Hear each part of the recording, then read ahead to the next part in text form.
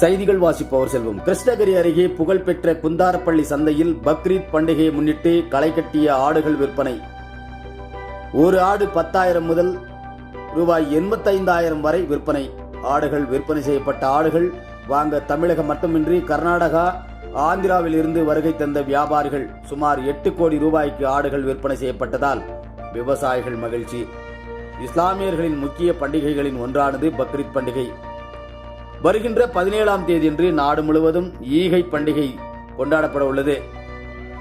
இதனையடுத்து கிருஷ்ணகிரி அருகே உள்ள குந்தாரப்பள்ளியில் புகழ்பெற்ற வார சந்தையில் பக்ரீத் பண்டிகையை முன்னிட்டு ஆடு, மாடு, கோழிகள் விற்பனை விமர்சையாக நடைபெற்றது.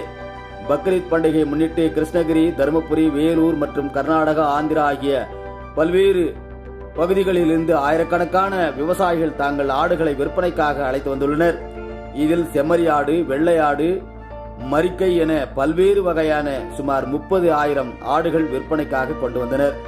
இதில் தமிழகம், சென்னை, வேலூர், மதுரை, கோவை, சேலம், திருச்சி, ஈரோடு, பொள்ளாச்சி, விழுப்புரம், கடலூர் ஆகிய மாவட்டங்களில் இருந்தும் அண்டை மாநிலமான கர்நாடகா, பெங்களூர், ஆந்திரா போன்ற பகுதிகளில் இருந்து ஆயிரக்கணக்கான வியாபாரிகள், பொதுமக்கள் ஆடுகளை வாங்க குவிந்தனர். இதில் ஒவ்வொரு ஆடுகளும் 10,000 முதல் 85,000 வரை ஆடுகள் விற்பனைகள் செய்யப்பட்டன. பக்ரீத் பண்டிகையொட்டி பொதுமக்களும் வியாபாரிகளும் போட்டி போட்டுக்கொண்டு ஆடுகளை வாங்கிச் சென்றனர் என்பது குறிப்பிடத்தக்கது.